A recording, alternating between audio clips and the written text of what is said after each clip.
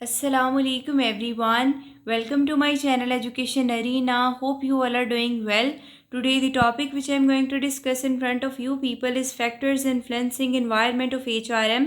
This is included in a subject Human Resource Management which is a part of BS English third semester. But आज का lecture start करने से पहले अगर आप लोगों ने अभी तक मेरा चैनल सब्सक्राइब नहीं किया so please do like share and subscribe my channel and press the bell icon for the latest updates. So let's started. So factors influencing the environment of HRM environment HRM का माहौल उन तमाम external और internal forces उन तमाम बैरूनी और अंदरूनी क़ुव्वतों पर मुश्तमिल होता है जो किसी ऑर्गेनाइजेशन में किसी तंजीम में इंसानी वसाइल के इंतज़ाम के तरीक़ों को मुतासिर करती हैं. और यही फोर्सेस यही क़ुव्वतें ऑर्गेनाइजेशन की HR पॉलिसीज़ ठीक है, उनकी जो प्रैक्टिसेस हैं ठीक है, यानी अमली तरीक़े हैं और डिसीजंस हैं ठीक है, फ़ैसले हैं, उनको तश्कील देती हैं. HRM का माहौल दो हिस्सों में तकसीम होता है. फर्स्ट है external environment outside the organisation uncontrollable, यानी कि तंजीम के बाहर की फोर्सेस ठीक है, तंजीम के बाहर की क़ुव्वतें जिन पर कंट्रोल ना हो. ये बेसिकली वो अवामिल हैं जिन पर कंपनी का कोई कंट्रोल नहीं होता लेकिन इन्हें अपनाना जो है वो बहुत ज़रूरी होता है. इसमें सबसे फ़र्स्ट है इकोनॉमिक इन्वायरमेंट यानी कि माशी माहौल. इसमें महंगाई बेरोज़गारी की शरह ठीक है, उसके बाद माशी तरक्की और रिसेशन यानी कि माशी कसाद बाजारी शामिल हैं ठीक है. अगर स्ट्रॉन्ग इकॉनमी है, मजबूत माशियत है तो भर्तियों में आसानी होगी और उसके साथ साथ ज़्यादा तनख्वाहें होंगी. अगर वीक इकॉनमी है यानी कि कमज़ोर माशियत है तो मुलाजमीन की कमी ठीक है, अखराजात में कमी और उसके साथ साथ महदूद भर्ती. नेक्स्ट चलते हैं. Next is political and legal environment यानी कि सियासी और कानूनी माहौल. अब हुकूमत के कवानीन और ज़ाब्ते HR के तरीक़ाकार को तश्कील देते हैं ठीक है. इनकी एग्जांपल्स देख लेते हैं. सबसे फ़र्स्ट है मिनिमम वेज लॉज यानी कम अज़ कम उजरत के कवानीन, लेबर लॉज यानी मजदूर कवानीन, एम्प्लॉई राइट्स यानी कि मुलाजमीन के हकूक़, हेल्थ एंड सेफ्टी रूल्स यानी सेहत व हफाजत के असूल. अब HR जो है उनको जुर्मानों से बचने के लिए इन कवानीन पर अमल दरामद को यकीनी बनाना होता है. नेक्स्ट इज़ टेक्नोलॉजिकल इन्वायरमेंट यानी कि टेक्नोलॉजी का माहौल. जदीद टेक्नोलॉजी HR के काम करने के तरीके को तब्दील कर देती है. फॉर एग्जांपल ऑनलाइन रिक्रूटमेंट यानी ऑनलाइन भर्ती, HR इंफॉर्मेशन सिस्टम ठीक है, automation of HR task, HR के कामों की खुदकार अंजाम दही ठीक है. HR must train employees to use new technologies. HR को चाहिए कि मुलाजमीन को नई टेक्नोलॉजीज़ इस्तेमाल करने की तरबियत दें ठीक है. नेक्स्ट चलते हैं सोशल एंड कल्चरल इन्वायरमेंट यानी कि समाजी और सकाफ़ती माहौल. तो यहाँ पर क्या है कि माशरे की कदरें ठीक है, अकायद और रवैये जो है वो HR को मुतासिर करते हैं. इनकी एग्जांपल देख लेते हैं. Demand for work life balance ठीक है, यानी कि काम और ज़ाती ज़िंदगी के तवाज़ुन की तलब ठीक है. उसके बाद importance of diversity and inclusion यानी कि डाइवर्सिटी जो है और जो शमूलियत है उसकी अहमियत. डाइवर्सिटी बेसिकली क्या है? ये बेसिकली प्रेजेंस है ठीक है, wide variety of different people और थिंग्स ठीक है, यानी कि डिफरेंट जो लोग हैं और जो चीज़ें हैं उनकी जो वाइड वैरायटी है उसकी एक प्रेजेंस को डाइवर्सिटी कहते हैं ठीक है, उसकी अहमियत. और लास्टली क्या है? Changing life style and expectation of workers यानी मुलाजमीन की बदलती हुई तर्ज ज़िंदगी और तवक्कुआत. अब HR को ऐसे पॉलिसी फ़ैसले बनाने चाहिए जो मौजूदा समाजी रुझानात से हम आहंग हों.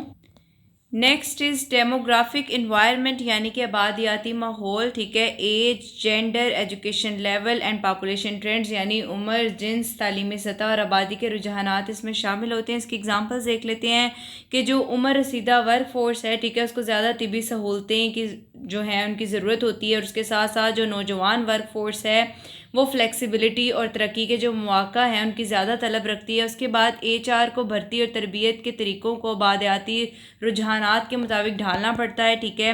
नेक्स्ट चलते हैं कंपेटिटिव एनवायरनमेंट ठीक है, यानी कि मुसाबकती माहौल ठीक है. अब तंजीमें बासलाहियत अफराद और ग्राहकों के लिए एक दूसरे से मुकाबला करती हैं. HR को चाहिए कि वो जो है वो कंपेटिटिव सैलरीज़ यानी मुसाबकती तनख्वाहें जो हैं वो फ़राहम करे. उसके साथ साथ करियर ग्रोथ जो है, करियर की तरक्की के मौके दे और उसके साथ साथ स्किल्ड एम्प्लॉयज़ जो हैं ان کو برقرار رکھے، یعنی باصلاحیت ملازمین کو برقرار رکھے۔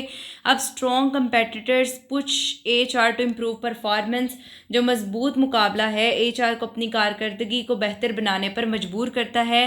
سیکنڈلی ہم ڈسکس کریں گے انٹرنل انوائرمنٹ، ٹھیک ہے، یعنی کہ جو اس کا اندرونی یا داخلی ماحول ہے، انسائڈ دا آرگنائزیشن، تنظیم کے اندر کی فورسز یا اندر کی قوتیں جن پر کنٹرول ہوتا ہے، ٹھیک ہے۔ اب یہ وہ عوامل ہیں بیسیکلی جو کمپنی کے اندر موجود ہوتے ہیں اور ایچ آر کے فیصلوں کو متاثر کرتے ہیں۔ اس میں سب سے فرسٹ ہے آرگنائزیشنل کلچر، یعنی تنظیمی ثقافت، ٹھیک ہے۔ ایک کمپنی کے اندر موجود جو ویلیوز، بلیفز، نارمز اور بیہیویئر پیٹرنز ہیں، یعنی جو قدریں، عقائد، اصول اور رویے ہیں، ان کی ایگزامپلز دیکھ لیتے ہیں۔ اسٹرکٹ کلچر، ٹھیک ہے، یعنی کہ ایک سخت مزاج ثقافت، ٹھیک ہے۔ فارمل ایچ آر پالیسیز، یعنی باضابطہ H R policies. Flexible culture, اگر ایک لچکدار ثقافت ہے تو اوپننس، امپلائی امپاورمنٹ، ٹھیک ہے، یعنی کہ کھلا ماحول اور ملازمین کو اختیارات دینا۔ اب ایچ آر جو ہے، ٹھیک ہے، اس کو ایسی ثقافت برقرار رکھنی چاہیے جو تنظیم کے مقاصد کو سپورٹ کرے، تنظیم کے گولز جو ہیں، جو آرگنائزیشن کے گولز ہیں، ان کو سپورٹ کرے۔ سیکنڈ ہے آرگنائزیشنل کلچر، یعنی کہ تنظیمی ڈھانچہ، ٹھیک ہے۔ ہاؤ کمپنیز ارینجڈ، ٹھیک ہے، کس طرح کمپنی جو ہے وہ ارینج ہے۔ ہائرارکی، ڈپارٹمنٹس، ٹھیک ہے، محکمے اینڈ رپورٹنگ سسٹم۔ اس کے بعد اگر ایک فلیٹ سٹرکچر ہے، فلیکسیبل کمیونیکیشن ہوگی وہاں پر، ٹھیک ہے۔ اس کے بعد اگر ٹال سٹرکچر ہے تو فارمل کمیونیکیشن ہوگی، یعنی کہ رسمی رابطہ کاری ہوگی۔ اب ایچ آر جو ہے اسی کے مطابق ملازمین کے کردار اور رپورٹنگ لائنز جو ہے وہ ڈیزائن کرتا ہے۔ نیکسٹ از مینجمنٹ سٹائل، ٹھیک ہے۔ How manager treat employees, managers ملازمین کے ساتھ کس طرح پیش آتے ہیں۔ آٹوکریٹک مینیجرز، ٹھیک ہے، تو ان کا اسٹرکٹ کنٹرول ہوتا ہے، ان کا سخت کنٹرول ہوتا ہے۔ اس کے بعد سیکنڈ ہے پارٹیسپیٹیو مینیجرز، ٹھیک ہے، اب یعنی کہ جو شراکتی مینیجرز ہوتے ہیں، خود پارٹیسپیشن کرتے ہیں، ٹھیک ہے۔ امپلائی انوالومنٹ، یعنی ملازمین کی شمولیت۔ H R must balance leadership development and training, تو ایچ آر کو قیادت کی ترقی اور تربیت کے درمیان توازن قائم رکھنا چاہیے۔ نیکسٹ از کمپنی اسٹریٹجی، ٹھیک ہے، کمپنی کی حکمت عملی۔ ایچ آر کی پالیسیز کاروباری حکمت عملی کی حمایت کرنی چاہیے، ٹھیک ہے، جو پالیسیز ڈیولپ کریں۔ اس میں سب سے فرسٹ ہے گروتھ اسٹریٹجی، ٹھیک ہے، یعنی کہ ترقی کی حکمت عملی۔ مور ہائرنگ ٹریننگ، یعنی کہ زیادہ بھرتی، زیادہ تربیت، ٹھیک ہے۔ اس کے بعد کوسٹ کٹنگ اسٹریٹجی، اخراجات کم کرنے کی حکمت عملی، ٹھیک ہے۔